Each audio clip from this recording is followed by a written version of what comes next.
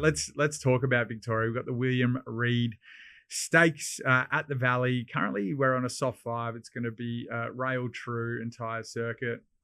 The weather looks pretty good, guys. But I mean, just talking about all races. Trent, do you want to talk to us about how you think the track will play? Any historical notes worth talking about? Well, recently, for a good period of time there, Moonee Valley, last few years or so, has actually been playing quite fairly. I think this season over the summer, it has really defaulted to being back quite heavily on speed over these Friday night meetings. The rail's true, so that's the best possible spot for it to be as fair as possible. But again, it's going to be pretty dry in Melbourne. It's probably going to be a good 4 and, maybe even get to a good 3. So, yeah, I definitely want to be on speed. I wouldn't want to be getting back and too far wide as well. Well, we're going to talk about the speed map. I'll get to you in a second for that. But Jimmy Star is going to be a big talking point for this one. Obviously, was brilliant in the Oakley Plate. Stork, she's bulletproof, who's also in the race. We're going to talk about her as well. But Jimmy Star looks like the well-deserved favourite. And I'm looking forward to hearing your guys' thoughts on him. But we'll go to the speed map. We're looking at Schwartz, probably Arabian Summer, that will be up front. Yeah, so Schwartz led quite easily in the Australia Stakes 2 back at this track and distance. So I think he can certainly roll forward. Arabian Summer, again, is going to be forward. And she's bulletproof from out wide as well, can push forward. Whether Craig Williams gets trapped wide there and she's bulletproof and presses on or tries to slot in. Reserve Bank, the 3-year-old's also got a bit of speed as well, potentially kicking up. So then I think you got Stretton Angels drawn the wider. She's going to be out the back. Benedetta probably near the back as well. Ray Magnerio kind of just off midfield. With Mahaba on the fence and Jimmy. Yeah, it is tricky for Jimmy from barrier 2. He's going to be back.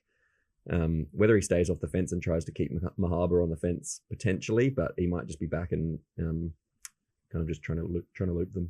Well, let's talk about how we'll play this race. Clancey, I'm going to go to you first because I think Trent's keen on Jimmy. You haven't got Jimmy in your numbers here, so you're probably thinking he's too short.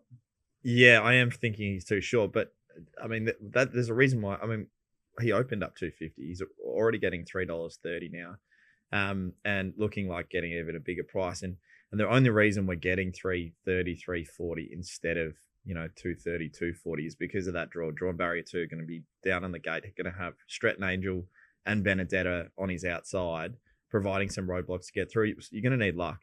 By far the most talented horse in this race, from what we've seen in recent times. So I'll be very, very worried as they're turning into the straight. But Moonee Valley is such a map course where you need things to go your way and you want to be close to that speed. So I had Schwartz getting across to the rail as well. And then Reserve Bank kicking up to behind Schwartz. And then I was thinking Ray Magnerio sits outside Reserve Bank. So Craig Williams on She's Bulletproof has, as Trent actually pointed out, can try and slot in, but I think it's going to be a bit more beneficial to go and sit outside Schwartz. And if, like the Australia Stakes, if Schwartz decides to take right off, there's actually a bit of space in behind him there. So, I've got Willow just sitting outside the lead.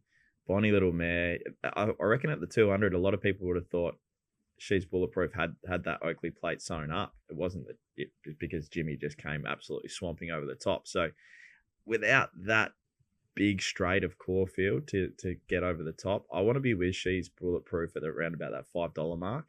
I think that provides a bit more value. Although, as I said, I will be very, very worried about Jimmy coming late. And the two that I'm keen to be against here will be Stretton Angel and Benedetta. Back in the field again, not suited. I'll be laying them the place. I think they're just big prices here at the moment. Benedetta had absolutely no luck in that new market.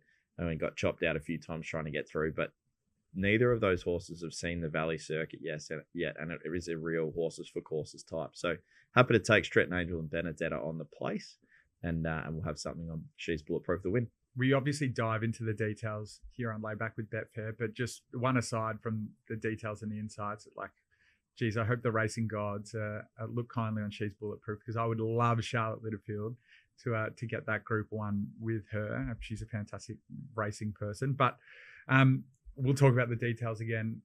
Trent, I like the conversation around barriers at the Valley. I think you're absolutely spot on. I know you probably crunched so many numbers about barriers, Trent. Obviously, is that what racing and sports ratings and data is telling us about barriers? I think barriers can be overplayed a little bit. There was a big thing, again, going back a few years ago, where barrier 1 suddenly became this, no one wanted to do a barrier 1, especially around the valley. Realistically, over a long sample of time, it actually doesn't really make that much of a difference. What makes way more difference than any barrier is what you do from that barrier. So you can draw wide or draw in, it doesn't matter.